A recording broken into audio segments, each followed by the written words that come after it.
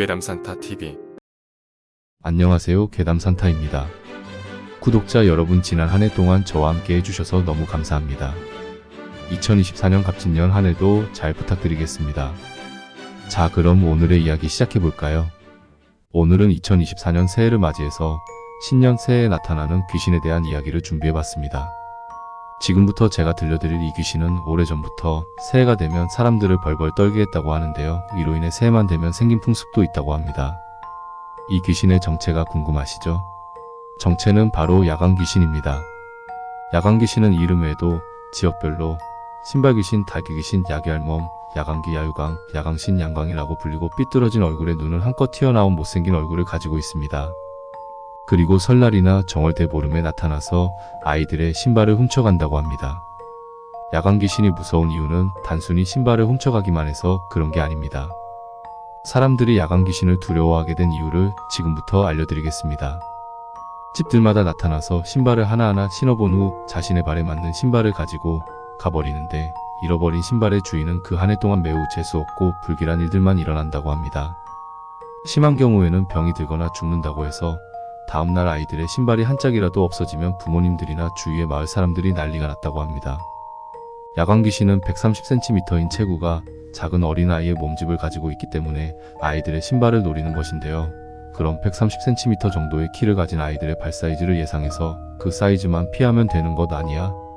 라고 생각을 할 수 있겠지만, 키가 비슷하다 해도 또래 아이들의 발 사이즈와는 달라서 해마다 그보다 더 작거나 큰 신발을 가져갈 수 있으니 마음을 놓지 못하고 불안해했습니다.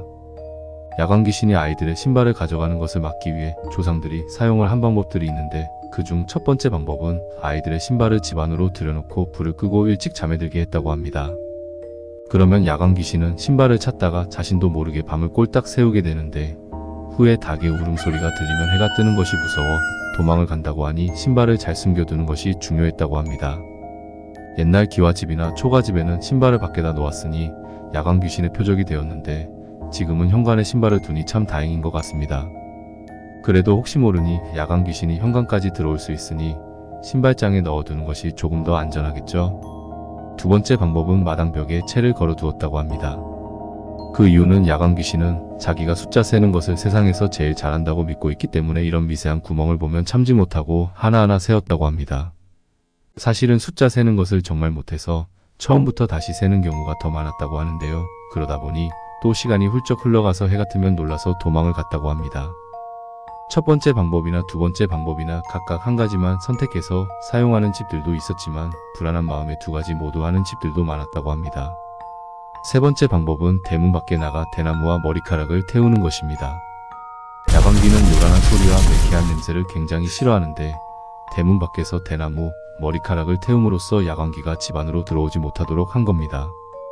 대나무는 소리를 할 때 대나무는 쾅쾅하며 요란한 소리가 나고, 때 매캐한 냄새가 나는데, 대나무는 마른 나무를 태우고, 머리카락은 가족들이 1년 동안 머리를 빗으면서 빠진 머리카락을 버리지 않고 한 곳에 모아뒀다가 야광귀를 퇴치하기 위해 태웠다고 합니다.